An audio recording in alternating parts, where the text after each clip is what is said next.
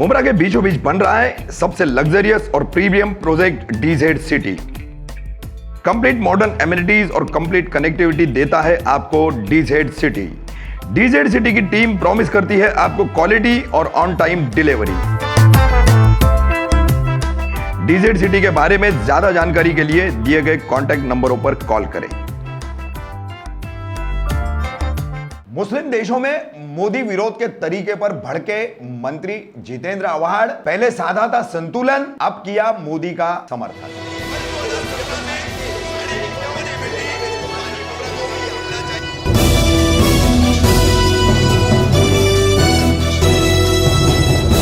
रफीक कामदार हिंदुस्तानी reporter में आपका स्वागत है। भाजपा की निलंबित प्रवक्ता नुपुर शर्मा द्वारा टीवी डिबेट शो में नबी करीम सल्लल्लाहु अलैहि वसल्लम की शान में गुस्ताखी करने के बाद सिर्फ हिंदुस्तान में ही नहीं पूरी दुनिया में जो क्रोध की लहर चली है, खास करके सऊदी अरब, ईरान, कतर, कुवैत, तुर्कस्तान ऐसे कई मुस्लिम देशों द्वारा भारतीय राजदूतों को बुलाकर के जो विरोध दर्ज किया जा रहा है और ट्विटर पर खास करके जो ट्रेंड चल रहा है, उसके चलते आखिरकार भारतीय जनता पार्टी से प्रवक्ता नुपुर शर्मा और नवीन जिंदाल इन दो लोगों को पार्टी ने निलंबित करना और पार्टी से निष्कासित करने की कार्रवाई की है। मगर नुपुर शर्मा की बोलने की यह हिम्मत कैसे हुई? क्यों बीजेपी ने वक्त रहते इसको रोका नहीं? इस पर महाराष्ट्र के महाविकास आघाड़ी सरकार के राष्ट्रवादी कांग्रेस पार्टी के मंत्री जितेंद्र आव्हाड ने अपना एक वीडियो जारी किया है। सबसे पहले वो वीडियो हम आपको दिखाएंगे जिसमें उन्होंने नुपुर शर्मा को लताड़ा है, भाजपा को इसका दोषी ठहराया है। वहीं दूसरी तरफ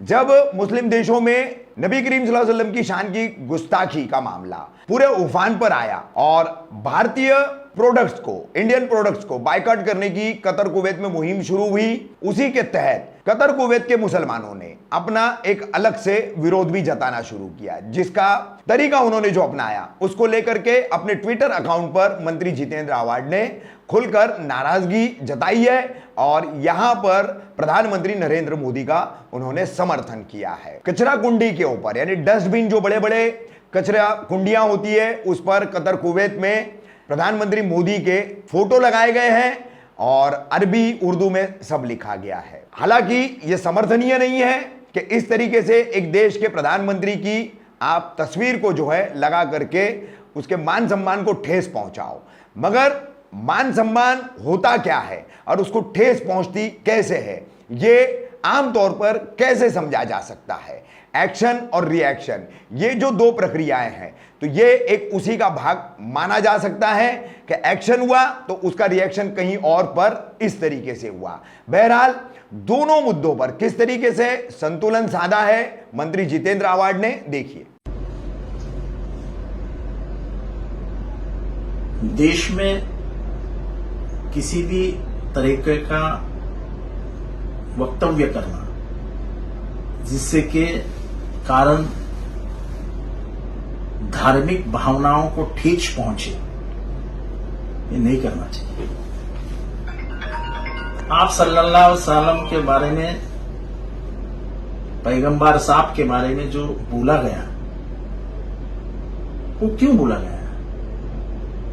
क्योंकि भाजपा ने अपने कार्यकर्ताओं के ऊपर जो रोक लगानी चाहिए थी, हिंदू मुसलमान जो द्वेष फैलाया जा रहा है, उसको अगर भाजपा रोक देती तो नुपुर की हिम्मत नहीं होती ये बात करने की। ये हिम्मत इसीलिए हुई क्योंकि उसको लगा, और ये माहौल देख के तो सच ही लगेगा कि पूरी बीजेपी मेरे साथ है। ये तो अरबिस्तान में जो हुआ, इसके वजह से बीजेपी को 2 कदम पीछे आना पड़ा, 4 कदम पीछे आना पड़ा।